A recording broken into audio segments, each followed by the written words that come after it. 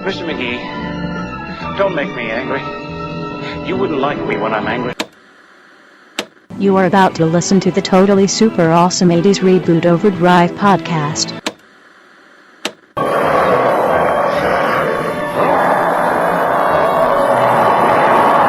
This podcast is our fan tribute to the Incredible Hulk TV show. Be advised that has been exposed to radiation and we caution to listen at your own risk. You have now entered GammaCast.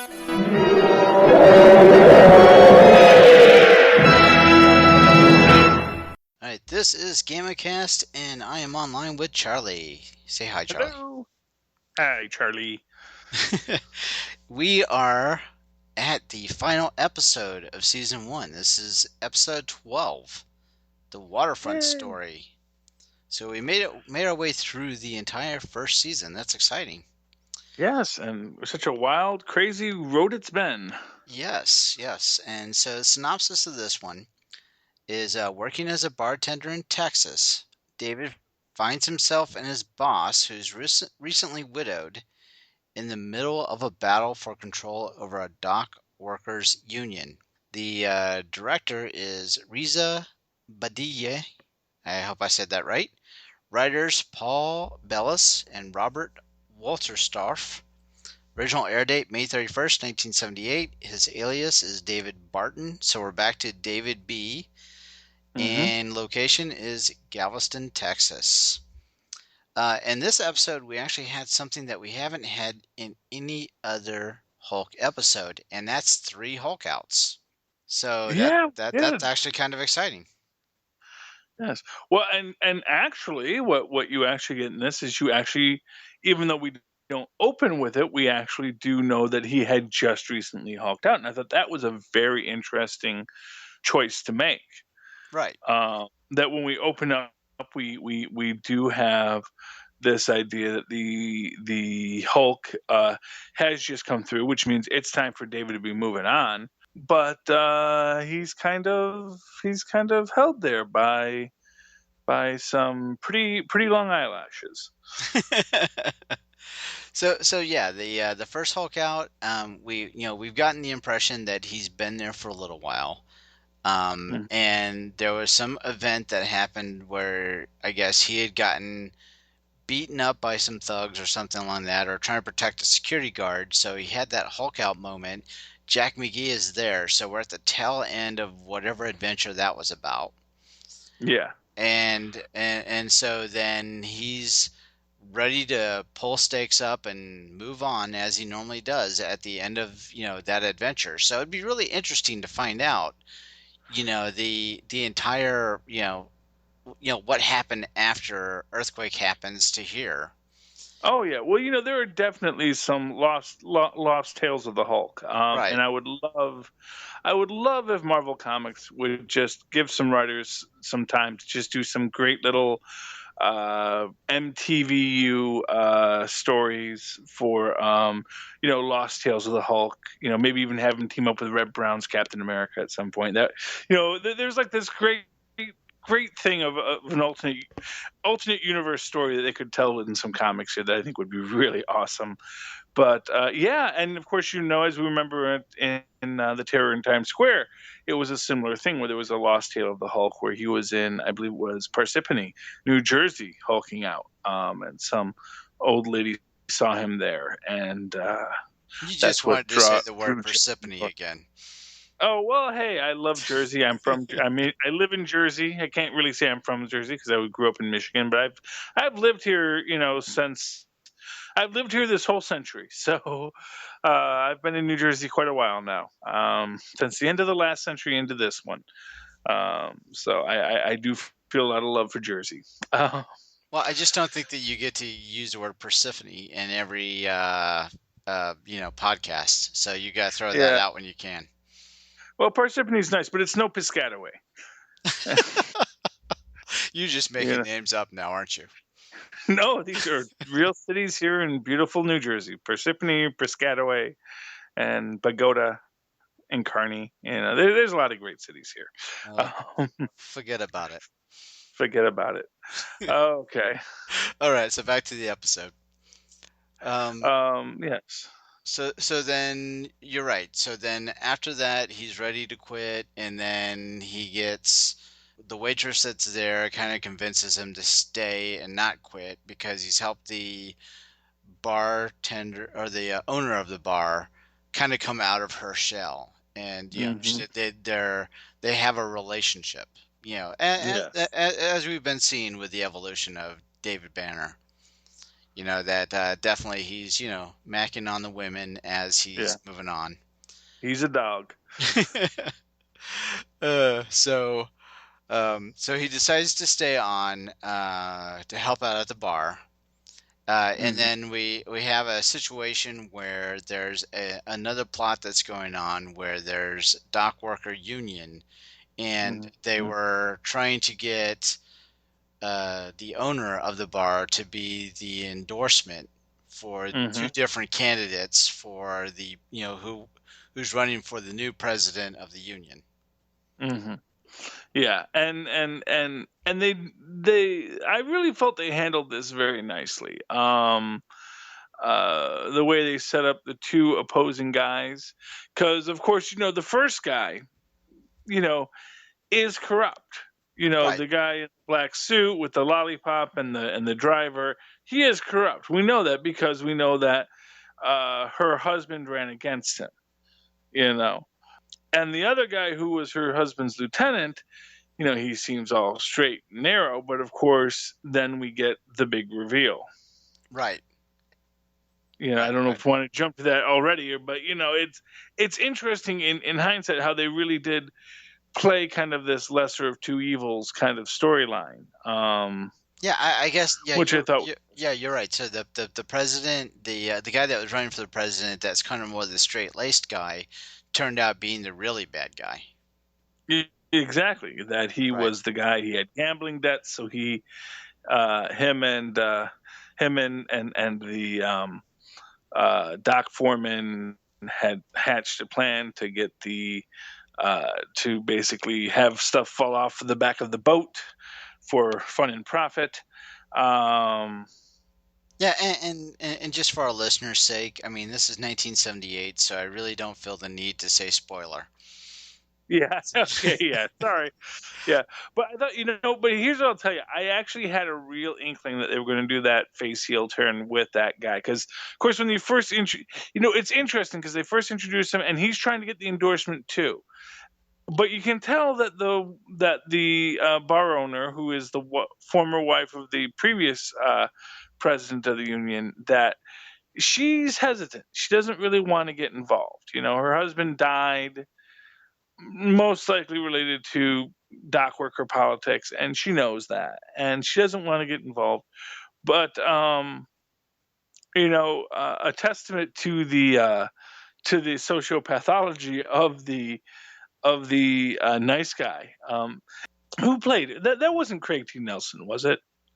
No. Okay, I'll have to find out here. because he definitely looked like a young, handsome Craig T. Nelson, in 1978. So, but he just had that sort of look. But he definitely came off as the nice guy. But even she suspected that. And when he got attacked, quote unquote, in his office, and it's one of those interesting because we really don't know if that was the other guy attacking him or he just sent his goons to attack himself to gain sympathy. I don't know. Although I did feel that when they saw him, he didn't look that injured for a guy who just got jumped.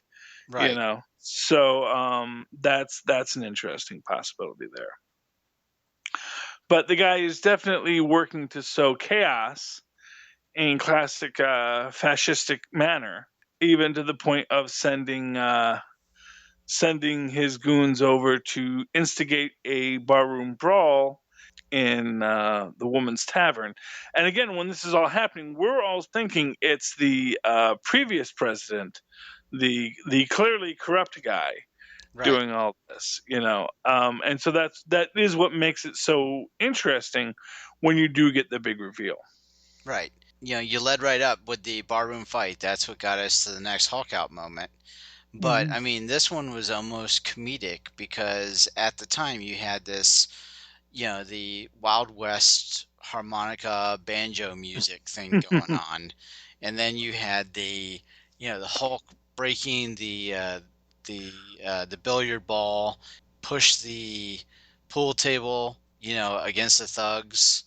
Yeah. So I mean, it was kind of comedic the way the fight went down, but it was, again, I like the humor element when they can put it in there. So that it definitely had it, and then once again, good old Lou Ferrigno, he had, did a great job acting through that. So Yeah. I enjoyed that scene, that barroom fight scene with him. No, that was excellent. Really, I do actually think you sometimes do get some of your best Hulk work when you do have him in the big 6-man brawls. As much as I like to see him fight, front loaders and whatnot. It is kind of fun seeing him with like 6 guys and throwing things around. That can be a lot of fun. Right. Um, And even before they got to that, I think in the bar they were laughing about Jack McGee's article yeah. about the Hulk, and then now all of a sudden here he is. Irony, thy name is Hulk. And then of course, after that Hulk out, Banner says, "Well, now I really got to go." And he does actually make the effort. He does actually leave, and that's when we get the reveal of who was really the bad guy. Because he overhears the conversation between the dock foreman and previous president's lieutenant, which it was the nice guy who was running for, I believe, re-election as union president. And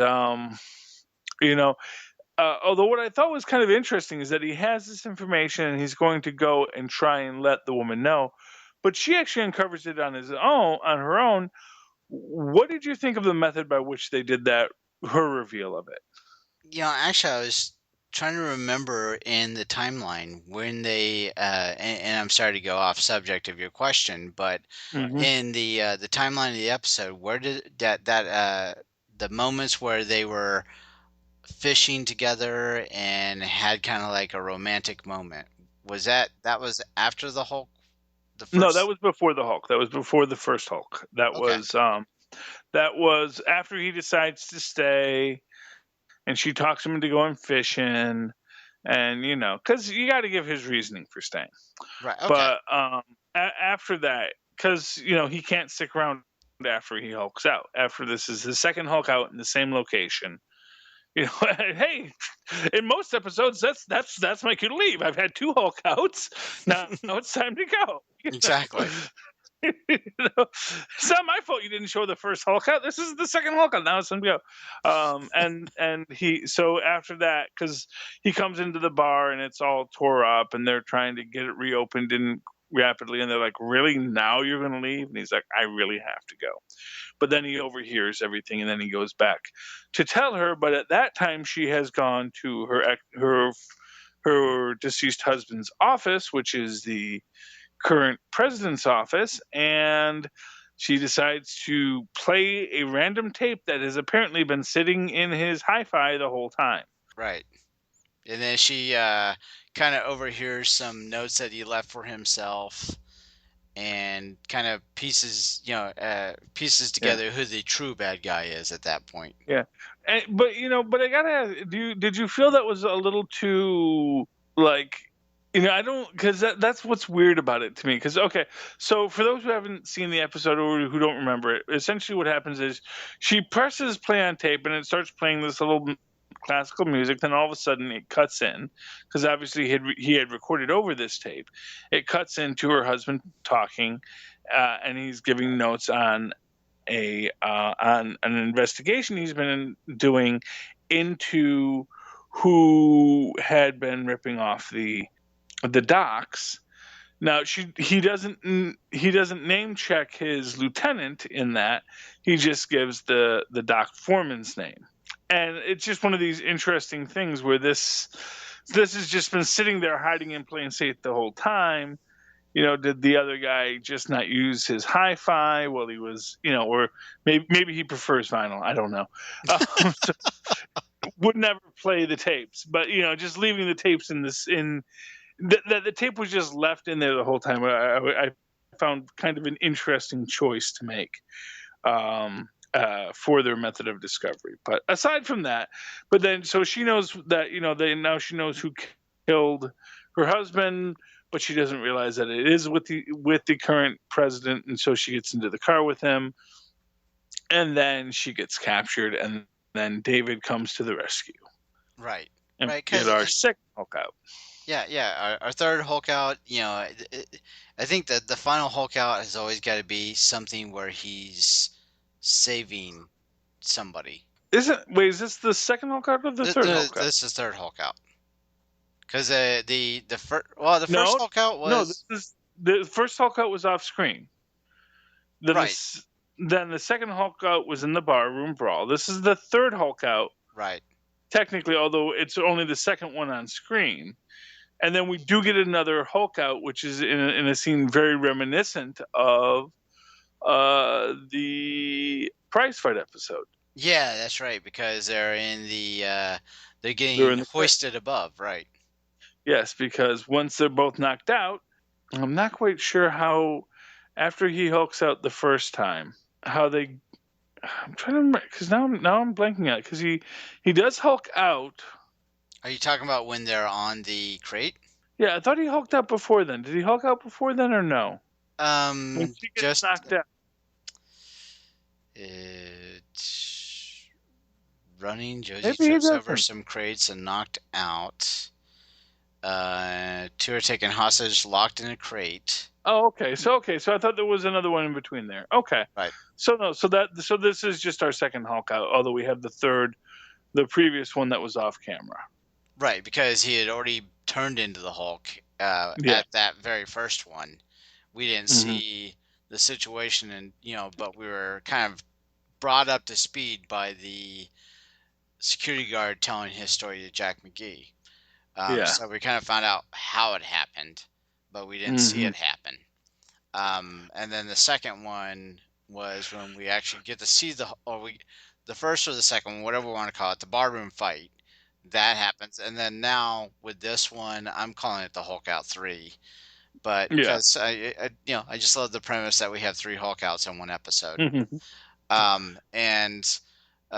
This is where they're in the crate and hoisted high into the air, and the Hulk has got to get them free, while Josie is unconscious. I don't think her name was Josie. Was it Josie? It was Josie. Wasn't the trucker named Josie too? I believe so. Oh, they're just not being creative. Well, I guess he was named David both times too. So yeah. So then, and then he takes her, leaps to safety. A nice super leap on that, by the way. Oh yeah. Yep. Yeah. It's a down leap. It's not as good as an up leap, but it's still pretty good. And then I believe the boat guy attacks him with a stick or something, and then he throws him in the water. And then there's probably there were some more dock workers that were attacking him, and then he throws them in the water also.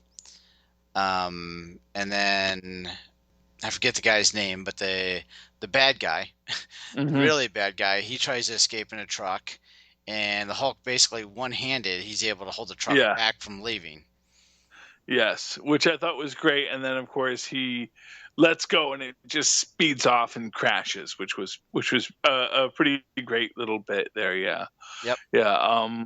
Probably one of the most interesting Hulk feats is strength. Now, whether or not he could actually, because they didn't really show him like doing anything to hold it in place. It was just he was just holding it. So the physics of it are a little odd because you would think he would just get pulled along with it. Because even in a real heavy Hulk, he's still not that heavy, compared to a pickup truck. So, but still, if you overlook that, it was a pretty good. It was a great Hulk scene, taking people out without actually having to do anything.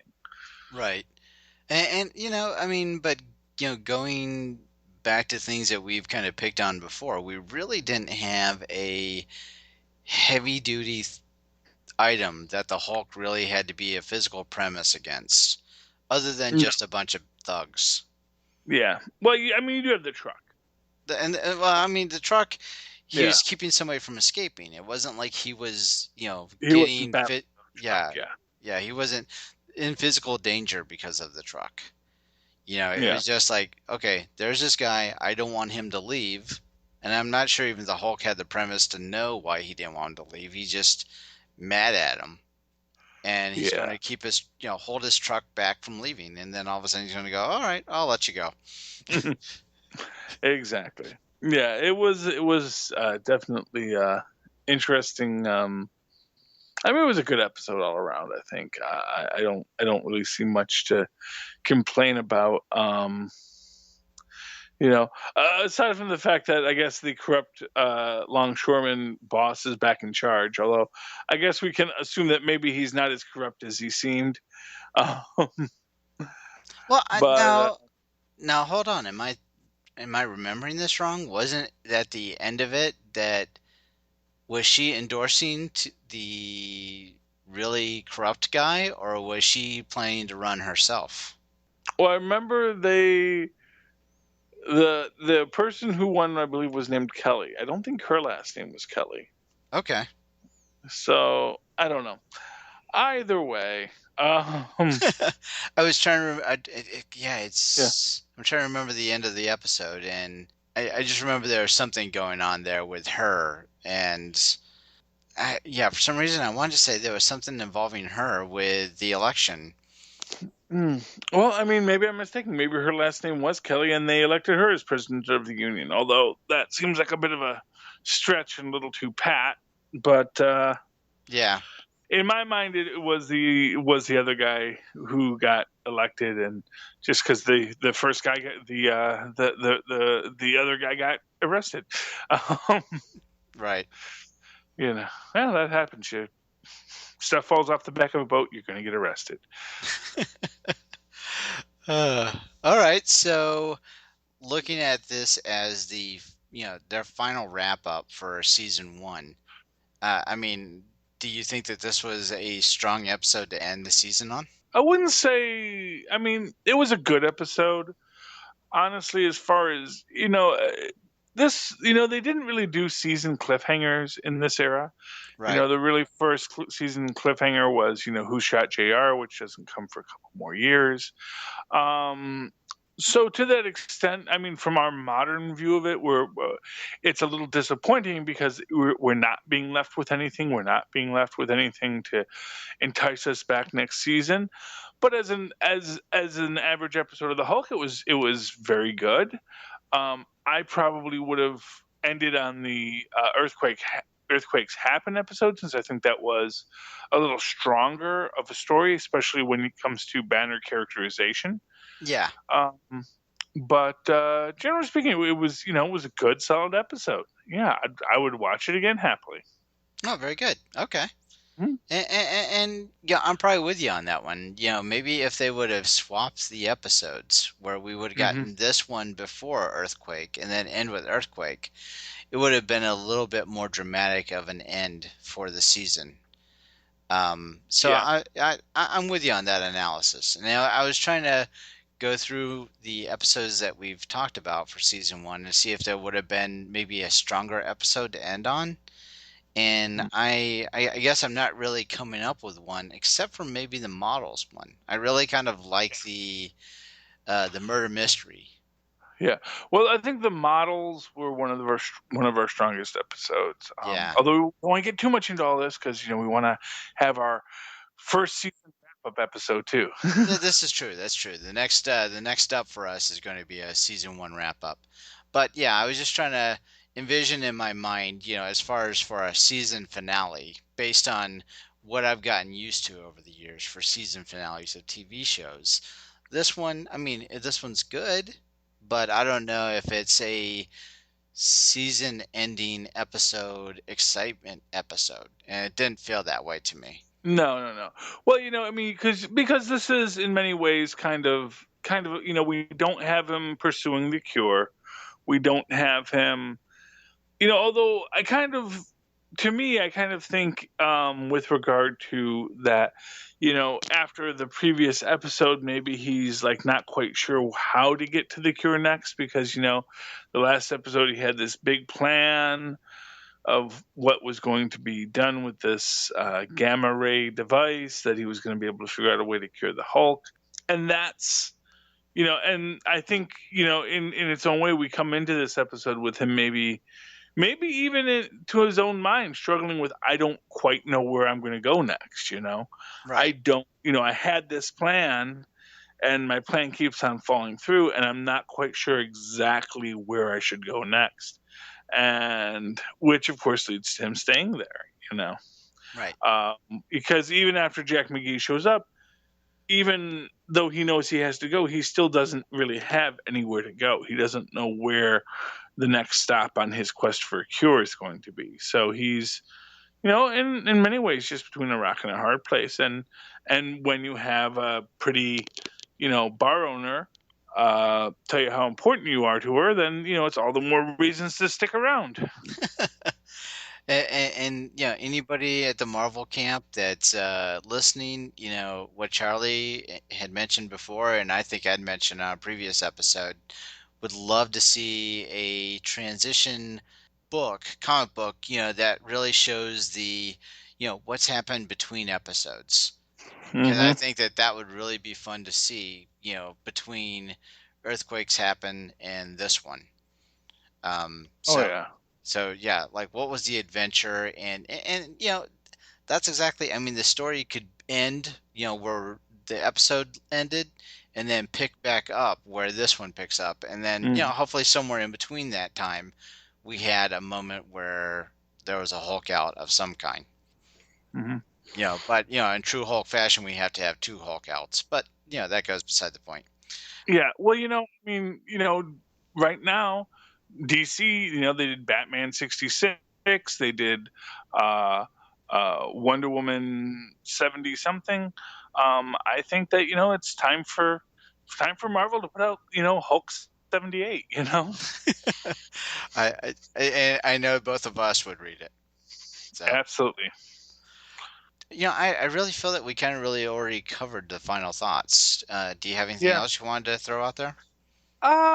No. Although I will say I am looking forward to doing a season-ending omnibus with you. So I think there's a lot to talk about as you take the season as a whole in seeing the growth and story arc of the Incredible Hulk mythos as it develops, as it goes on.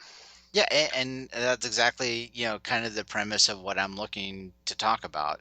I want to talk about our high points, low points for season one. Maybe, have a little more discussion around, some parallels to the Marvel universe, the comic book that you could, share with us. I would be happy to. So it'd be really fun to be able to do that, and then be able to talk about the evolution of David throughout the season, which we talked a bit about on the last one, on the last episode of Earthquakes Happen, but let's talk about that a bit more. So I think a good season one wrap up before we jump into season two would be a lot of fun. Although I will say this, spoiler, season 2 opens in Hawaii. Nice. Yes. Don't know yet. I just know that one fact so far. Well, actually, I'm pretty sure I remember this episode, so I have to see if it's the episode I think it is. It's a good one if it is. Well, if we get David in a Hawaiian shirt that gets ripped because he hulks out, I think that's worth it right there. Absolutely. Okay, so social media credentials. Go for it, Charlie. Okay, well, if you would like to follow me on the Twitters, and every Saturday night at 7 o'clock Eastern, I do live tweet episodes of The Incredible Hulk on MeTV.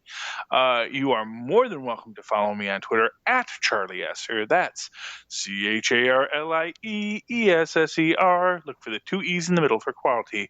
And of course, if you'd like to write to me in that old-fashioned email-y way, as our Maz and Paz did many years ago in the 1980s, do so at superconnectivityblog@gmail.com.